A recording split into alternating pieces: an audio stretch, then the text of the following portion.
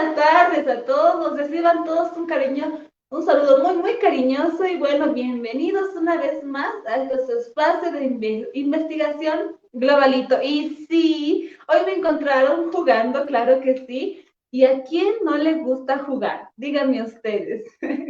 Bueno, hoy vamos a estar hablando de todo esto que es el juego. Hoy tenemos un tema bastante especial para compartir con ustedes, pero bueno, antes de pasar a mencionar el tema, voy a hacerles recuerdo de que nos pueden seguir en nuestras páginas de Facebook, Instagram y también de YouTube. Y bueno, ponle tu like, síguenos y aprendamos todos juntos. Como ya les he mencionado, el tema de hoy vamos a ver la teoría de los juegos en la psicomotricidad. Claro que sí, para eso tenemos una invitada muy, muy, muy especial, nuestra queridísima licenciada Neisa Carolina Paredes, y también vamos a tener a una persona que nos va a acompañar, y bueno, vamos a disfrutar todos juntos mientras yo me sigo divirtiendo y me quedo aquí jugando todavía. Vamos a presentar a nuestro compañero Yerko Kenta, quien es estudiante de la carrera de psicomotricidad, 10º semestre. Hola, Yerko. Hola, ¿qué tal? ¿Cómo estás, Grecia? Un saludo, muy buenas tardes. Muchas gracias, Yerko. Te dejo. Creo que vamos a estar todos muy atentos. Y bueno, yo me quedo jugando y voy a aprender un poquito más. Genial, listo, muchas gracias. Bueno, muy buenas tardes a todos, espero que se encuentren muy bien el día de hoy. Bueno, como ya lo mencionaba Grecia, ¿no? Hoy vamos a tener la presencia de una gran psicomotricista, ¿no? Ella es licenciada en psicomotricidad, salud, educación y deportes, tiene un diplomado en educación superior, diplomado en neurodesarrollo y una maestría en investigación científica. Ella es la licenciada Neisa Carolina Paredes Laura, quien nos va a estar acompañando el día de hoy con este tema muy importante. Muy buenas tardes, licenciada. Muy buenas tardes. Primero que nada, agradecer a este espacio virtual, como lo es el grupo de investigación de estudiantes Globalito. Y pues muy gustosa de poder iniciar este conversatorio. Genial, licenciada. Muchas gracias. Primeramente, agradecer, ¿no? Por estar aquí presente, por aceptar nuestra invitación, licenciada. Bueno, licenciada, ¿le parece si empezamos ya con este tema demasiado importante, este tema demasiado lindo para los psicomotricistas, ¿no? Sobre lo que es en sí la teoría de los juegos en psicomotricidad. Antes de empezar con con el concepto de juego, licenciada, nos vamos a ir creo que más atrás, ¿no? Con las bases, con las teorías en realidad de juegos que hablan de juegos en psicomotricidad, ¿no? Sí, gracias, está bien, podemos empezar. Genial, licenciada. La escuchamos, Lice. Bueno, para de repente indagar un poco sobre esta pregunta, esta cuestionante que se hace, ¿no? Sobre qué es el juego y qué teorías encontramos en psicomotricidad, ¿verdad? Entonces, bueno, personalmente preparado un conjunto de diapositivas que de repente permitan entender de la mejor manera las teorías del juego. Entonces, cuando hablamos de teorías de juego en psicomotricidad, no podemos dejar de pensar en qué teorías de repente van a explicar este juego y nos preguntamos, nos cuestionamos cuáles son estas teorías. ¿Sí? Entonces vamos a empezar un poquito a indagar sobre la historia de la conceptualización de juego. En los años 1990 se daba un valor muy práctico al juego, donde de repente el juego era más desde un significado recreativo, de repente estaba creado para la distracción del niño, del niño, la persona o el adulto que se encontraba realizando algunos deberes, la cosecha, la siembra y otros. ¿Sí? Era un juego muy relacionado a la función estética. Y obviamente quienes la liderizan a esta concepción de juego es Platón y Aristóteles, ¿no? Que anteriormente se veía de esa manera. Una de la segunda teoría que podemos de repente indagar está guiada por los biologicistas. No podemos dejar de mencionar a Maite, quien es una psicóloga, quien nos menciona que evidentemente el juego está muy relacionado y toma en cuenta estas leyes de maduración psicobiológicas, ¿sí? y ella claramente explica en algunos escritos, algunos apartados, sobre la necesidad que tiene el niño, la persona, de esta interacción social. El juego para esta teoría es tomada como un preejercicio, como algo preparatorio para el desarrollo de algunas actividades que las vamos a poner en práctica en adelante. Otra de las teorías, que es la perspectiva psicoanalítica, que evidentemente quienes van a aportar van a ser Freud, Klein y Winnicott, quienes obviamente mencionan que el juego es un medio para expresarse, para contar estas fantasías, estos deseos, estas experiencias, que evidentemente van a revelar momentos placenteros o displacenteros, ¿sí? Y estos van a ser vividos en la realidad. Evidentemente ellos mencionan que esta actividad simbólica puede ser tomada como una función terapéutica, donde el niño vaya experimentando y estructurando su mundo a través del juego. Sobre todo también este juego posibilita la evocación de situaciones pasadas. Es decir, que esta relación de grupo, que se tiene las relaciones de grupo, la relación con el otro, va a permitir el desarrollo de la personalidad y la adquisición de las funciones superiores.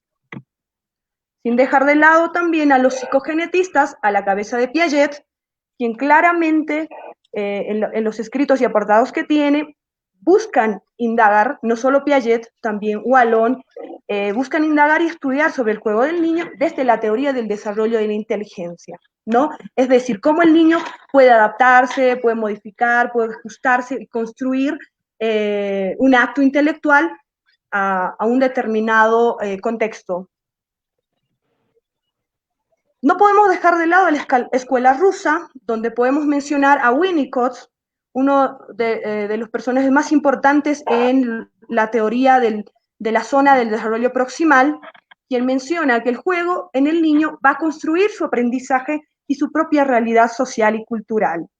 Acá es muy importante poder indagar que evidentemente Winnicott habla mucho del fenómeno social, y a qué hacemos referencia con la zona del desarrollo próximo. Tiene que ver con este espacio de distanciamiento que se tiene entre lo que es el desarrollo psíquico actual y el desarrollo potencial. Es decir, de pasar a hacer cosas con ayuda para que posteriormente las haga sin ayuda. Y gracias a esto podemos adquirir, llegar a un nivel de desarrollo real, que está evidentemente relacionado, o va a desencadenar va a llevarnos, va a inducirnos al andamiaje, ¿sí? Y cuán importante es de nosotros poder entender que el niño va a aprender con el acompañamiento del otro, ¿no? Entonces, durante este juego que se vaya realizando, todas las habilidades mentales del niño van a empezar a interconectarse y para que puedan contribuir al tema del aprendizaje. Y pues haciendo un síntesis de todas estas teorías, podemos decir que los aportes del juego en la sala de psicomotricidad pueden ser los siguientes. De repente el juego brinda placer, el juego es conducta, el juego es aprendizaje, el juego va a ser la integración de estos esquemas, el esquema corporal, el esquema temporal, el esquema espacial. El juego es socialización y evidentemente permite la construcción de la identidad, la personalidad. El juego va a permitir también este paso del accionar al pensar. El juego es comunicación, el juego es libertad. ¿Sí? Genial, licenciada. ¿Cómo no nos podemos dar cuenta, ¿no?, de que esta simple actividad, este juego que los niños realizan en la sala de psicomotricidad, tenga tanto valor, ¿no?, para nosotros como psicomotricistas? Sí.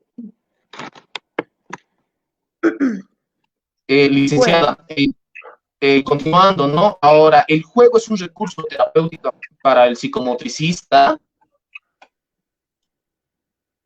Bueno, evidentemente han existido muchos debates y he estado revisando muchos escritos y muchos apartados, y también la experiencia con mi equipo de trabajo allá en mi fuente laboral. Hemos podido concursar, para muchos profesionales el juego es un instrumento de trabajo, algunos lo toman así, pero para la psicomotricidad básicamente es un recurso terapéutico, ¿no? Pero hablamos no de un juego recreativo, no una actividad lúdica, no ese tipo de juego. Hablamos de un juego corporal. Y es por eso que ahí vamos a poder citar a lo que nos dice muchos autores, como lo es Daniel Kalmel, el mismo profesor Miguel Sassano y Esteban Levin, quienes hablan mucho del juego corporal, ¿no? Entonces, primero que nada es poder comprender qué es el juego para la psicomotricidad. Pues podemos decir que el juego para la psicomotricidad va a ser considerado un acto espontáneo, creativo, donde de repente se va a situar entre un momento de la realidad y la fantasía. Va a ser un recurso resiliente. Esto lo he podido sacar gracias al aporte de una eminencia intachable, que es la doctora Angélica Kotliarenko, quien hablaba que el juego es un recurso resiliente. ¿Por qué? Porque le permite al niño poder confrontar sus miedos, ¿no? Y jugar y poder canalizar este miedo a través del juego con la fantasía. Es un lugar de expresión de emociones el juego, es un lugar donde canaliza la agresividad, es un encuentro con lo prohibido, es un lugar donde de repente podemos nosotros poner en práctica esta manera particular de ser, de hacer, de estar y poder disponerlo en un determinado espacio. Hablamos de esa manera única de revelar el mundo interno. También es considerado como un espacio del vínculo lúdico corporal, donde hay una interacción de cuerpo a cuerpo, un encuentro con los miedos, un encuentro con el placer, con la libertad, con la comunicación, y pues un sinfín de cosas más. Puedo citar a Bruder, que en el 2004 menciona que cuando un niño no juega, no puede descubrir todo su potencial. Es decir, que este niño de repente puede quedar encapsulado, no va a ser comprendido, no va a poder transmitir, no está nada dicho en ese cuerpo, no está nada expresado, no está nada hablado. ¿Cuán importante es el juego corporal en nuestros pequeños? También Berrueso, en 1999, acuña este concepto que dice que a través del juego, el niño va a explorar el ambiente y va a descubrir las posibilidades de acción. Y entonces ahí nos llamamos a la reflexión de el juego corporal como recurso básico en psicomotricidad. ¿Por qué? Porque evidentemente nos va a permitir favorecer el desbloqueo de la expresividad, la comunicación, la creatividad a través de la producción del cuerpo, nos va a permitir de repente habilitar vehiculizadores de movimiento corporal para que podamos encontrarnos con un otro, con los objetos, consigo mismo. Todo psicomotricista tiene el deber de mirar el juego del niño, el cómo juega y fundamentalmente entender el contenido del juego, sin dejar de lado que somos compañeros simbólicos de este espacio terapéutico, ¿no? ¿Cuán importante es poner en práctica la presencia del cuerpo y sus producciones?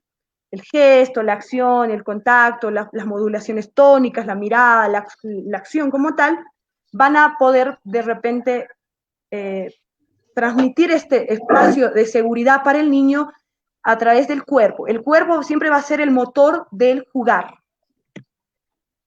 Y aquí nuevamente sigo citando a Kalmel porque es uno de los autores que más me interesa, ¿no? Que habla mucho de que el cuerpo es un parque de entretenimiento. Pueden ver ahí en la imagen donde de repente va a hacer un conjunto, va a poner en práctica un conjunto de expresiones corporales, gestuales, faciales, ¿sí? Sobre todo este juego corporal va a estar destinado a este vínculo que se va a establecer entre el niño y el adulto que va a ejercer la función de crianza. Aquí podemos hablar en relación al cuerpo, donde evidentemente los miedos van a estar relacionados a tres cosas importantes. El temor a la pérdida de la referencia táctil, es decir, los juegos de sostén. El temor a la pérdida de la referencia visual, que hacen referencia a los juegos de ocultamiento. Y el tercero, que es la capacidad de movimiento y la capacidad de confiabilidad del resguardo, que nos va a permitir acceder a un juego de persecución. Entonces, sintetizamos todo esto de la siguiente manera, que evidentemente el primer refugio, el refugio va a ser el refugio del cuerpo del adulto. Vamos a podernos refugiar en este cuerpo del adulto para que después de esto pasemos a un espacio físico y posteriormente a un espacio corporizado donde podamos estar resguardados y sentirnos a salvo.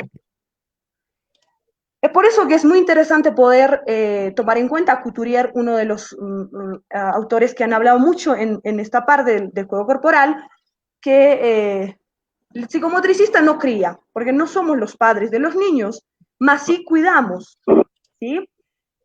Gracias a la producción corporal del niño en ese espacio de juego corporal, vamos a poder identificar ciertas perturbaciones en el desarrollo del niño. Es por eso que el juego es una forma excepcional y privilegiada del niño de expresar esa manera particular de ser. El niño, cuando ingresa a la sala, me ha pasado muchas veces que siempre llega con el deseo de jugar, con el deseo de expresar su placer, su seguridad y su dominio corporal, de comprender, hacer comprender al otro a través de la vía corporal. Tenemos que ser tan observadores que tenemos que saber también dar una respuesta ajustada desde el lugar donde se encuentra el niño y el lugar donde se encuentra el terapeuta, ¿no? Tenemos que aprender de repente a abrir caminos para que de repente el niño busque reconocerse y aceptarse. Primero lo aceptamos y lo reconocemos como es, sin dejar de lado que somos compañeros simbólicos, donde vamos a establecer una relación y comunicación afectiva segurizante con el pequeño. ¿A través de qué? A través de mediadores corporales, ¿sí? Donde evidentemente vamos a entrar en una interacción, un relacionamiento de este conocido término, el diálogo tónico-emocional, que va a ser este primer intercambio de relaciones vinculares con el paciente para que posteriormente lo hagamos con elementos. Bueno, podría ser hasta acá esta parte que les podría explicar. Ya, licenciada. Bueno, muchas gracias. Yendo un poquito hacia atrás, nos estaba explicando un poco sobre lo que es la resiliencia. ¿Nos podría dar un concepto, tal vez, Lice, de ese término? Ya, bueno, muy bien. La resiliencia es esta capacidad de poder sobreponerse ante situaciones conflictivas, ante situaciones que pasaron, traumáticas, ¿no? Entonces, lo que pasa con el niño es que muchas veces se tuvo algunas cosas negativas con anterioridad. El juego le permite, de una u otra manera, poder confrontar ese miedo, ¿me entiendes? Ese trauma, ¿sí? Entonces, buscamos que busque jugar con este dinamismo del miedo para pues reasegurarlo, reestructurarlo, ¿no? Súper, Lice. Bueno, Lice, con este tema también, bueno, este punto muy importante donde nos menciona también que el psicomotricista en realidad no cría, ¿no? O sea, no, sino que cuida y tiene que ser algo con mucho interés, ¿no? Donde nosotros vamos a guiar al niño para que pueda mejorar de cierta manera, ¿no, licenciada? Evidentemente sí. Mira que tengo aquí otro apartado que se los voy a mostrar ahorita. Es muy importante diferenciar, no podemos proyectar dentro de la sala porque no somos los padres de los niños, mas sí somos los terapeutas. Entonces, es por eso que tenemos que reflexionar, porque muchas veces nos pasa que proyectamos con nuestra historia vincular propia y lo sacamos y queremos ser padres y no ser terapeutas, digamos, ¿no? Entonces, no está bien eso. Entonces, ahí, por ejemplo, a Couturier relacionaba mucho el tema del juego corporal y la expresividad motriz y sus niveles. Pues ahorita te los voy a explicar, que está en esta diapositiva, donde de repente existen 3 niveles de expresividad motriz que nos van a permitir de una u otra manera poder entrar en el rol del psicomotricista y poder entender y poder poner en práctica este juego corporal, ¿no? Entonces, de repente hablamos de un juego sensoriomotor donde se da entre la edad de los 0 a los 2 años, así lo postula Piaget, acompaña mucho con el estadio sensoriomotor. Acá se pone en práctica juegos de ejercicio funcionales y centrados en sí mismo, ¿no?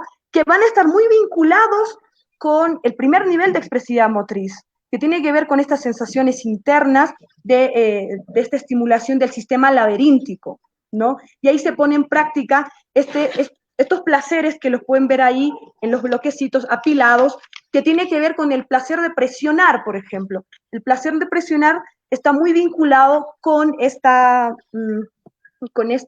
sensación de hacer sentir al cuerpo el límite y la unidad.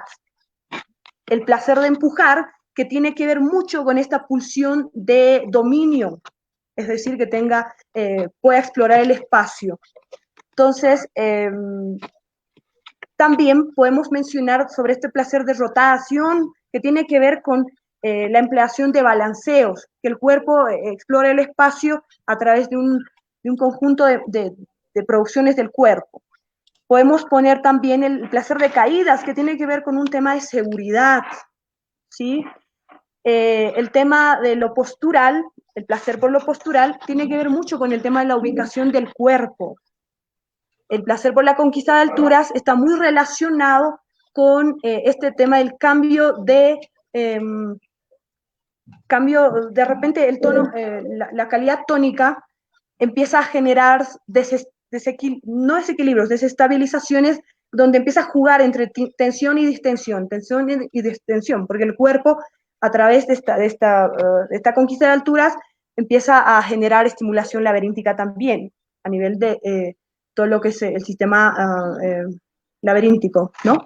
El placer de equilibrio básicamente nos permite de una u otra manera ubicar el cuerpo y unificar los semicuerpos, ¿sí? Y posteriormente el placer de andar y correr.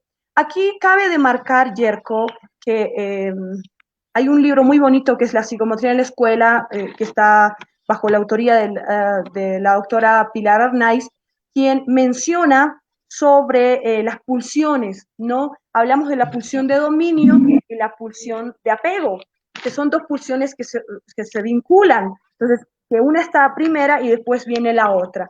La pulsión de apego tiene que ver con este primer referente que es la madre, ¿no? Con estos primeros momentos de repente donde la madre, a través de una comunicación gestual, la mirada, el gesto, y sobre todo este tema de distanciamiento, de cuán cerca estoy y cuán lejos puedo estar, ¿no? Pero tiene que ver con una apropiación del cuerpo primero. Y la pulsión de dominio tiene que ver con el tema de la apropiación del entorno, de dónde se va a desenvolver el niño. Y es por eso que, revisando un poco sobre teorías que se han escrito, el niño, básicamente, antes de empezar a hacer la exploración del espacio, primero empieza a hacer transformaciones en el cuerpo del otro para relacionarse con el otro, y una vez que haya logrado tener control de su propio cuerpo y de sus posibilidades, empieza a hacer transformaciones en el entorno, en el espacio donde va a producir él, ¿sí? Entonces, y ahí hay una frase muy interesante. Muchas veces, en las primeras etapas de vida, el primer objeto de amor del niño es la madre, ¿sí? Entonces, es una madre a la cual puede estar unido y puede estar separado. Entonces, ahí entra el segundo nivel que les voy a explicar más un ratito, que tiene que ver con este tema de distanciamiento o de cercanía, que posteriormente el niño va a buscar ser libre, es decir, ya no estar tan cerca y jugar con este tema de cerca, lejos, de aproximación y lejanía, ¿sí? Antes de pasar ese segundo nivel, no puedo dejar pasar el término que pone Daniel Kalmel sobre los juegos de crianza, y agradezco mucho a la licenciada Margarita Garrido, que en una de sus charlas ha compartido de manera muy, muy hermosa este contenido sobre estos juegos de crianza desde su experiencia. Me ha llamado mucho la atención sobre cuán importante es esta exploración propia, primero, para que pasemos a una exploración del espacio y del tiempo, ¿no? Para que posteriormente se pueda introducir el elemento, la exploración del objeto. Y podemos reflexionar un poquito sobre este tema de la expresión gestual del cuidador puede ser tomado como un juguete del bebé cuando está chiquitito. Ahora vamos a pasar al segundo nivel de expresividad psicomotriz, donde evidentemente se ponen en práctica esas experiencias de placer y displacer, ¿sí? Evidentemente están muy ligados a los juegos presimbólicos. Estos juegos presimbólicos que nos van a permitir de una u otra manera poner en práctica estos juegos de escondite, de persecución y de sostén que anteriormente les mencionaba, que tiene que ver con estos miedos básicos, ¿no? Este tema del miedo a la referencia visual, a la táctil, ¿no? Que tiene que ver con ocultarse y esas cosas. Entonces podemos decir que este segundo nivel evidentemente va a poner en juego la función simbólica, que vamos a hablarlo más adelante, donde se enfatiza mucho el placer de entrar y salir, de aparecer y desaparecer, de esconderse, de repente de desaparecer sin perderse, el placer por el desordenar, es decir, estar disperso y reagruparlo, hacer, deshacer, construir y destruir, ¿no? Que son polos un poco opuestos. El juego, al jugar, se empieza a inscribir un binomio del estar y no estar. Es decir, hay una elaboración de la identidad y la permanencia del sujeto y posteriormente del objeto. ¿Cuán importante es poder un poquito indagar sobre esto? Porque mira que en este libro que es de la psicometría en la escuela, habla mucho sobre la simbología, ¿no? Y que existen fases. La primera fase la denomina juegos presimbólicos o protosimbólicos, donde de repente el niño expresa a través de su acción, ¿sí? Expresa a través de su acción y esa acción, ese expresar va a ser desde lo imaginario, desde lo más arcaico, ¿no? Y empieza a ser donde la percepción se torna un poco, es un factor, tiene un factor muy valioso la percepción. Entonces, ahí se da el tema de la presencia y ausencia. Tiene que ver mucho con el tema del campo visual. Presencia, ausencia. El tema de acercarse, alejarse, de coger, agarrar y dejarlo ir, ¿no? También acá podemos relacionar mucho juegos que estén vinculados con la percepción interna del cuerpo. Es decir, de repente muchas veces los chiquititos juegan al llenar y al vaciar, que está muy vinculado con el tema de la alimentación, ¿no? O el tema de la retención y la expulsión. Cuando los niños agarran dos bandejas y empiezan a llenar, luego vacían, luego llenan, y entonces es una acción repetitiva, ¿sí? Y posteriormente hablamos de los juegos que estén vinculados con esta estimulación laberíntica que ponen en práctica el sistema propioceptivo, y evidentemente el cuerpo entra en desestabilización gracias a las caídas y a las posibilidades equilibratorias, para que todo esto permita un conjunto de actividades, representación de uno mismo, de sí mismo. ¿A través de qué? A través de juegos que permiten unir y separar objetos, es como construir y destruir. ¿Sí? Y gracias a esto se empieza a crear el tema de operaciones más lógicas, de abstracción. Y posteriormente podemos decir que cuando el niño busca el límite del cuerpo, comúnmente juega a cubrirse con elementos, con telas o encajar en alguna caja, vale la redundancia, o debajo del ropero. Entonces, están en busca del límite del cuerpo. Y acá podemos ver imágenes de cómo el niño pone en práctica cada uno de estos juegos, de este juego corporal, que está muy vinculado con los parámetros psicomotores que propone Couturier. Seguidamente no podemos dejar de lado el último, que es el tercer nivel de expresividad motriz, que está muy vinculado con el juego simbólico, es la aparición del como sí.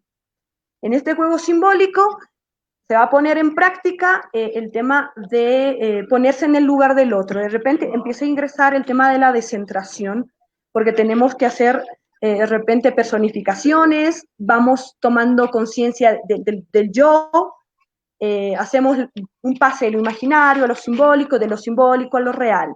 Aquí lo importante y lo más sintetizante es el placer por el pensar, donde de repente podemos emplear el relato, el comprender cuentos y historias, y acá nuevamente puedo citar a Angélica Cotley, quien menciona que los cuentos, el cuento es un juego también, es un juego porque de repente le permite al niño manipular esto en cuanto a, de repente, los cuentos siempre tienen inicio y final. Entonces el niño mientras cuenta puede cambiar el final, puede expresar emociones propias, puede hacer preguntas. ¿Qué pasará? ¿Cuándo lo harán? ¿Y si se come el lobo esto? ¿O si hace esto? Entonces empieza a hacer modificaciones de acuerdo a su necesidad, ¿sí? Entonces, cuán importante es también poder plasmar a través del dibujo, la construcción y el modelaje. Y lo más importante, el lenguaje permite la distancia del movimiento, del accionar al pensar. Licenciada, antes de, Sí, de continuar, básicamente. perdón, antes de continuar, tengo dos preguntitas, dos interrogantes acá. Licenciada, hablamos de lo mismo cuando mencionamos juego simbólico y juego como sí. ¿Es lo mismo, licenciada? Ya, mira, te explico. Uy, creo que se descolgó esto. El juego simbólico tiene que ver con un juego del cómo sí. Es decir, que el niño le atribuye una función o múltiples funciones a un elemento neutro. En este caso puede ser un palo, un palote, puede ser un bloque. Entonces, podríamos vincularlos, ¿sí? Podríamos decir que es un juego como si, donde se pone en práctica múltiples funciones que le otorga el niño a este elemento neutro. Ya, Lice. Lice, ahora, durante estas etapas, ¿no? Que nos estaba mostrando y todo esto, ¿qué sucede? ¿Qué pasa cuando un niño entra a la sala de psicomotricidad y no quiere jugar, no quiere, digamos, realizar alguna actividad? Ya, bueno, te explico lo siguiente. Cuando un niño no quiere jugar, uy, uy, uy, esto se está colgando. Cuando un niño no quiere jugar, no es lo muy ético obligarlo a jugar, porque no está bien. ¿Ya? Lo primero que tenemos que hacer es establecer este vínculo afectivo con el niño, ¿sí? Desde mi experiencia personal, me ha servido mucho poder restablecer este vínculo afectivo con el niño. Primero. Dos, hay instrumentos que de repente te permitan relacionarte con él, que puede ser la confrontación y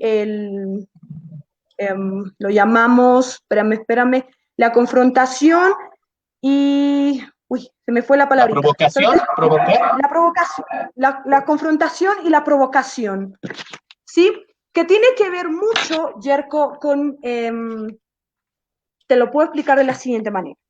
Tiene que ver mucho esta confrontación con el tema de la retención de repente algunas partes del cuerpo. Tenemos que emplear de repente mediadores de relación, objetos, materiales que le llamen la atención al pequeño. Pero ha pasado que cuando ingresan a sala no quieren jugar, se quedan quietos en un solo lugar.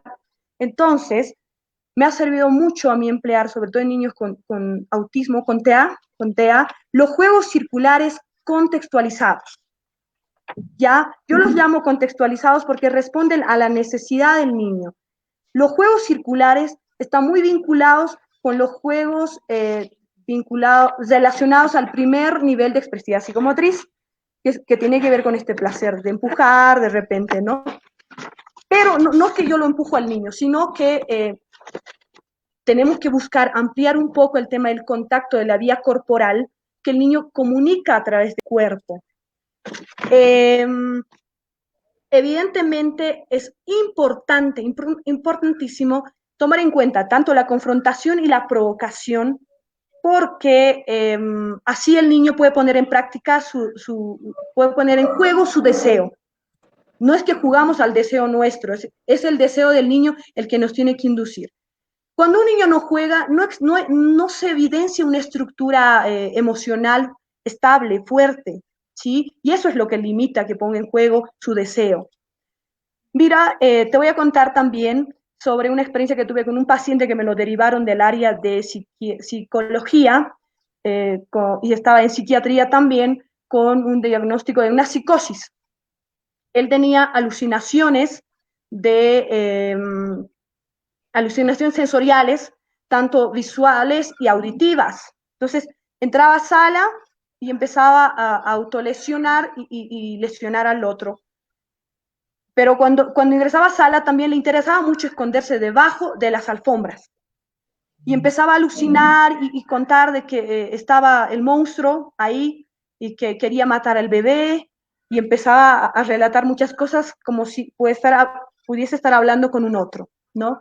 ¿Cuán importante es la modulación de la tonalidad de voz del terapeuta? A mí me ha servido mucho poder jugar con esas fantasías a través de la provocación. Yo puedo utilizar la provocación en él y el confrontamiento con ese miedo también.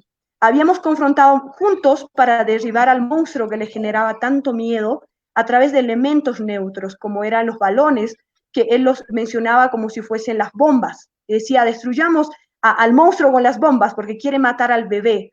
Entonces, si yo no me introducía en esa alucinación, era complicado poder establecer este vínculo con el paciente.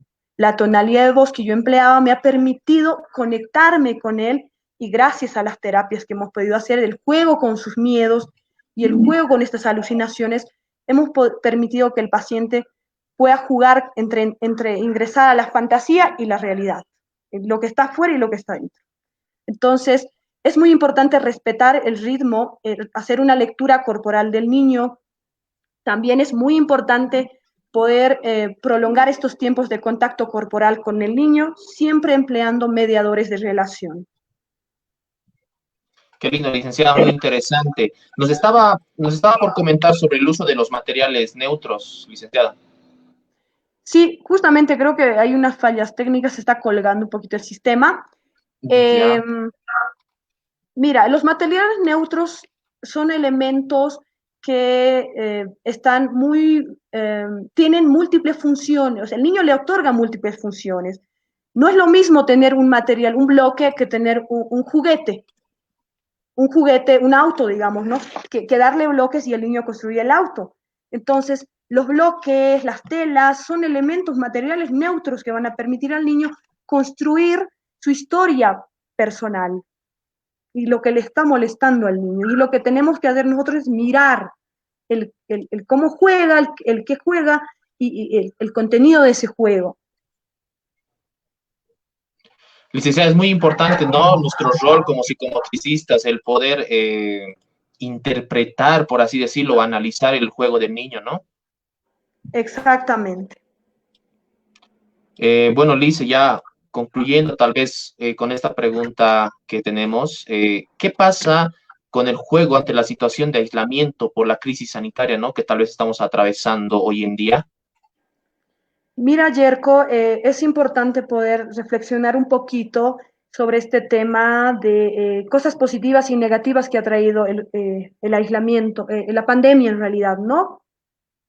Lamentablemente hay un conjunto de restricciones, como es el tema del distanciamiento, no solo físico, sino el distanciamiento relacional, ¿no? O sea, Sí. el no poder ir y saludar y darle una caricia, un abrazo, es como que nos quedamos muy cortos en esa parte, ¿no? Entonces, y estoy muy de acuerdo, y he entrado a muchas charlas de colegas que son de Argentina, Chile, México, y otros que debatían sobre este tema de que si la terapia se podía dar vía virtual, y creo que hasta el momento es una respuesta negativa, porque nos Sí. limitamos a este acercamiento que no tiene que ver con un tema de te tengo acá cerca, pegado a mí, no, sino es una, no vamos a poder expresar lo mismo al niño, no vamos a poderle dar un abrazo, no podemos darle una caricia, y mantenerlo mirándonos en la pantalla 1 hora, 2 horas, creo que es un poco complejo y adverso también, ¿no? Me voy a ir de Sí. la siguiente manera. Hay dos cosas que tenemos que analizar acá. El primero, si bien este distanciamiento, esta pandemia ha generado que los padres estén en casa, de una u otra manera los padres han descubierto que pueden jugar con sus hijos, pueden jugar con sus hijos, ¿sí? Y pueden de repente emplear ciertas cosas de relación con sus hijos y conocerse un poco más. Eso es lo positivo, ¿no? Lo negativo, del otro lado, es que muchas veces por el tema del trabajo de la telecomunicación, la teleeducación y todo esto, los padres están tan angustiados que se dan cuenta que no conocen a sus hijos al 100%. Entonces dice, ¿qué hago? Y están llamando a los terapeutas. ¿Y qué hago ahora? ¿Y qué respuesta? Mi hijo está haciendo esto. ¿Y qué, para mantenerlo quieto, qué hago? Y están buscando tantas cosas. Y le dicen, ¿usted qué hacía allá? Entonces, como bien habíamos dicho, la psicomotricidad no es un conjunto de recetas, sino que se ajusta a esa manera particular de ser. Entonces, de una u otra manera, los padres se dan cuenta que de repente no conocen al 100% y han desligado tanto a los hijos por encargarse de otras cosas, ¿no? Pero no los culpamos también por ahí temas económicos, pero muchas veces me ha tocado que hay padres que rehuyen, escapan por el tema de este tema del dolor que genera la presencia de repente cuando hablamos de un tema neurológico, alguna patología de base, ¿no? Entonces tienden a dejar al niño, al terapeuta, y luego se van y retornar a la hora, digamos. Entonces, hay estos dos polos, que de repente es positivo porque es un espacio de encuentro con la familia, donde pueden como que tejer, así como una chambrita, tejen un conjunto de redes vinculares, ¿no? Y conocemos más a nuestros hijos y lo que puede hacer y lo que no puede hacer, las posibilidades y las limitaciones. Y el otro es que los padres están tan frustrados y no conocen a los niños. Y el otro polo, que está un poco muy lejano, es el tema de ahora, sobre todo acá en Bolivia, se ha visto muchos niños vendiendo en la calle, ¿no? O de repente dedicándose al comercio, o estar sufriendo violencia. Porque de repente está el colegio, está las cosas de la casa, está el tema económico. Entonces hay tantos factores que estresa a la familia y que recurren de repente a la violencia, ¿no? Vienes a la violencia física o psicológica. Entonces, creo que es un tiempo de reflexión para todos nosotros. Aprovechemos el tiempo que estemos al máximo con nuestras familias y con nuestros hijos de la mejor manera posible, ¿no? Es así, licenciada. Y bueno, algunas experiencias que haya tenido acá en el área urbana, ¿no? En Mario Parma, en el Ya. centro de Mario Parma. Bueno, Yerko, he tenido la dicha de poder trabajar, bueno, sigo trabajando ahí en el Centro de Rehabilitación Profesor Mario Parma, una institución italiana organizada y administrada por la doctora Anna Matsuki y la licenciada Elsa Tintaya, quien es la directora de la institución. Eh, Gracias a ellos he crecido mucho como profesional porque he trabajado en un equipo altamente calificado con todas las disciplinas, fono, psicología, terapia ocupacional y otras más, que fisioterapia, ¿no? Entonces, que me han permitido poder encontrar mi especificidad también en este equipo interdisciplinario, ¿no? Entonces, ahí he podido entender de que no hablamos del mismo juego, o sea, el juego es en común. Entonces, muchas veces de repente el área de psicopedagogía puede utilizar un juego pedagógico, una actividad pedagógica que va a estar direccionada por el educador o por el terapeuta, que en psicomotricidad no va a ser así. De repente en terapia ocupacional tomarán su metodología. Entonces es diverso, no es lo mismo, ¿sí? Me ha servido mucho trabajar ahí y poder entender que el ambiente que se disponga para el paciente es un espacio de resguardo para el niño, es un espacio donde él puede expresar. Entonces, ha sido toda una etapa de evolución de la institución donde estoy, porque cuando llegué, la institución estaba un poco descuidada y con la necesidad, poco a poco hemos ido generando y los pacientes han ido creciendo, la cantidad de pacientes que recibimos allá.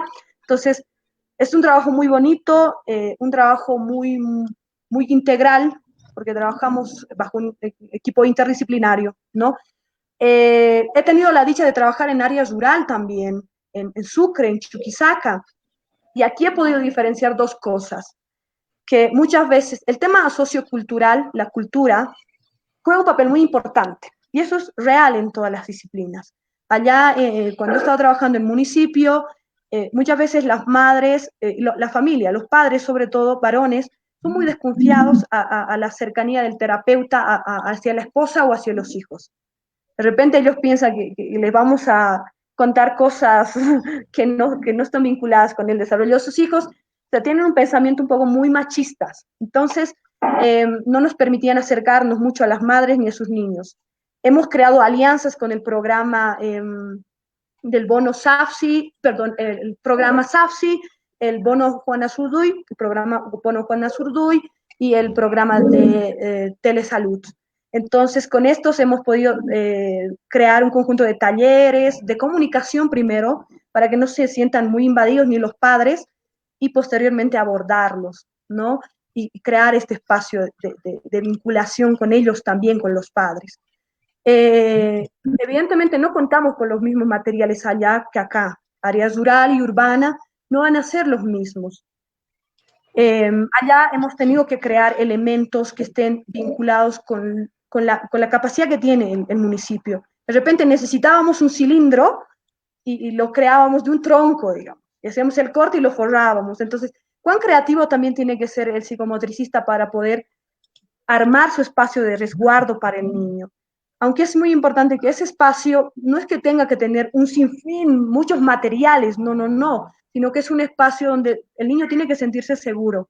Entonces, para que estos espacios funcionen y realmente podamos demostrar nuestra especificidad, tenemos que también particularizarlos. Entonces, desde que se pisa psicomotricidad, se sentía esa vibra de acción, de que estamos acá y vamos a poder hacer muchas cosas, ¿no? Y es una experiencia interesante la cual he tenido en ambos lugares. Qué lindo, licenciada. Muy, muy bonito las experiencias que nos menciona. Bueno, nos mandan saludos aquí de Face, ¿no? Shirley Zurieta, Margarita Garrido, Marcela Beatriz, María Elena, Inés Javier, Jaime Molina, Alex Espinosa. Nos mandan saludos a este espacio virtual globalito, licenciada. Bueno, licenciada, estamos concluyendo ya con esta parte. Nos vamos a las preguntas de Shirley Zurieta, que nos dice: muy buenas tardes, ¿qué clase de juegos existen? Bueno, como ya los había mencionado, si hablamos del juego y el desarrollo infantil, podemos decir que existen los juegos sensorio-motores, los presimbólicos, los juegos simbólicos, perdón, los de roles y los de construcción, que acompañan la evolución del pensamiento y la inteligencia, la construcción de estos.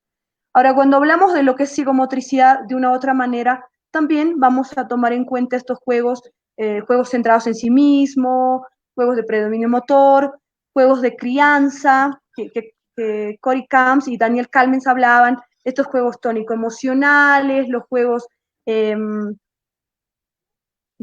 que tiene que ver con el tema de la ponencia de estos roles, como les decía. Entonces, básicamente son los que yo conozco. Genial, licenciada. Y vámonos con la pregunta de Inés Javier, que nos dice: ¿cómo trabajar la baja tolerancia a la frustración en niños que al no obtener el resultado esperado comienzan a llorar, se molestan y ya no quieren jugar más? Bueno, creo que el tema de la tolerancia y la frustración, más allá de direccionar al problema, tenemos que entender que la psicomotricidad no va a trabajar con lo imposible, ¿sí? Es decir, no es que no se vamos a centrar en la sintomatología. Se frustra, ahora hagamos que no se frustre. No, tenemos que partir desde la posibilidad que se tiene del niño, desde lo que puede hacer. Lo que tal vez nos puede de repente permitir a que él se pueda ajustar y autorregular estas emociones, podrían ser los juegos de anticipación, los juegos presimbólicos, ¿no? Estos juegos que de repente, si de repente construyen, de repente alguien estaba construida su casa y de repente algún pequeño ingresa y lo destruye. Y se enoja y ya no quiere más y se va para el lado. Entonces lo que tenemos a enseñar al pequeño es que existe una segunda fase que es la construcción, entonces podemos volver a elaborarlas.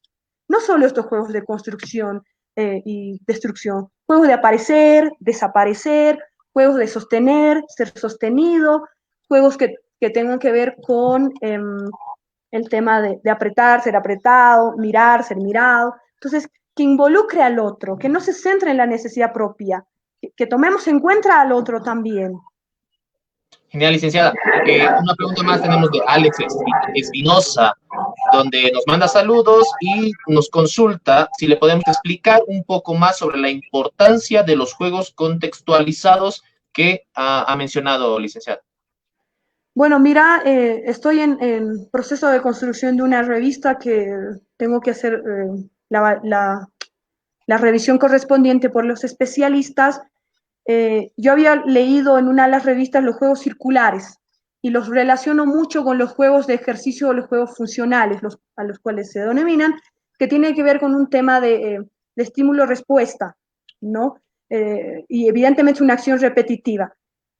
Acción y respuesta. Entonces, los juegos circulares contextualizados, así como yo los llamo, de una u otra manera, son como el feedback, inician, finalizan. Te pongo un ejemplo. Por ejemplo, el balancearlo encima de una pelota, ponerlo encima de la pelota. Muchos les gusta jugar con esta posibilidad equilibratoria. El balanceo. Generamos el estímulo, pausamos y el niño viene y te jalonea y te trae la pelota y quiere que lo vuelvas a subir. Y nuevamente volvemos a hacer. A mí personalmente me sirve mucho para trabajar con los niños con TEA, para crear estas primeras relaciones vinculares con él, porque de repente muchas veces no comunican una necesidad a través de la vía verbal. Entonces tenemos que ser tan inteligentes de poder hacer una lectura corporal. Y ahí están los mediadores, las producciones del cuerpo, el gesto, la mirada, la acción, las modulaciones tónicas que te transmitan. Yo lo denomino contextualizado porque va a responder a cada necesidad sociocultural. Me ha tocado trabajar con una nena que trajeron si más no me equivoco, Santa Cruz, pero de área rural, que lo único que le gustaba eran las botellas de Coca-Cola, las pequeñitas, las de vidrio, y le gustaba que ruede y pues evidentemente es un elemento que me permite relacionarme, un mediador de relación. Entonces no puedes aprovechar eso. Lo que yo hice es introducir pequeñas bolitas de madera adentro y emitía un sonido. Y me alejaba cada vez más de ella y dejaba el elemento en un determinado espacio de la sala. Y ella no hablaba, simplemente gritaba.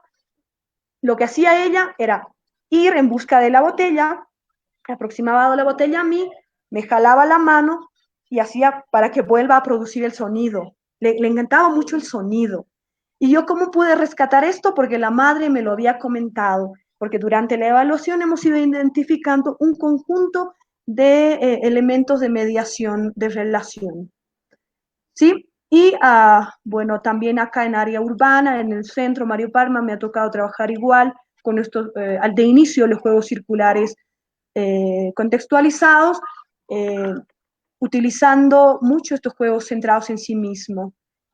Hay juegos centrados en sí mismo con el propio cuerpo, es decir, que no siempre tiene que tener un elemento, algunas veces, ¿no? Entonces de repente lo agarrábamos, girábamos juntos, le gustaba mucho y él corría detrás de mí para que nuevamente yo le haga girar, pero había una intención de comunicar su necesidad. Esa es la finalidad de los juegos circulares, producir necesidad de comunicación, sea verbal, gestual o corporal en el niño. Genial, licenciada. Bueno, ya estamos terminando y nada, licenciada, agradecerle la presencia una vez más. Muchas gracias por aceptar nuestra invitación de todo el grupo Globalito. Le mando un fuerte abrazo, licenciada. Espero que no sea la última vez que nos veamos en este espacio y nada, licenciada, se cuida mucho, por favor. Bueno, agradecer al grupo de estudio Globalito, al plantel docente de la Universidad Salesiana, del cual, bueno, yo también he sido estudiante y me siento muy orgullosa de repente de compartir todo esto y seguir formándonos, ¿no? Y cada vez nosotros como terapeutas vamos descubriendo, y esto lo he aprendido mucho del profesor Miguel Sassano, quien en sesiones corporales que hemos tenido con él acá en Bolivia, nos ha enseñado a poder descubrir nuestras propias limitaciones y habilidades que tenemos como personas, nosotros, ¿no? Los terapeutas. Y cuán importante es el trabajo continuo con nuestro cuerpo también. La verdad, yo les confieso que a mí la psicomotricidad me ha cambiado la vida. Yo antes era sumamente estricta y ahora, si me pueden ver en sala, así, realmente el cuerpo se vuelve un parque de diversión, ¿no? Entonces, y eso es lo interesante. Y muchas gracias, espero poder compartir otras cosas con ustedes también. Muy agradecida por la invitación. Genial, licenciada. Bueno, entonces será con usted hasta una próxima oportunidad. Un abrazo, licenciada. Muchas gracias. Hasta luego. Hasta luego, licenciada. Bueno, ella fue la licenciada Neisa Paredes, psicomotricista. Y bueno, nos vamos a otro espacio muy divertido, a este espacio de Retos Globalito. No olviden, bueno, les recuerdo de que todavía tienen tiempo de poder realizar lo que es el reto, ¿no? Pendiente de la anterior semana. El día viernes vamos a estar mencionando a la ganadora o al ganador del reto Globalito. Mi nombre es Yerko Kenta, nos vemos hasta el día viernes con un nuevo tema.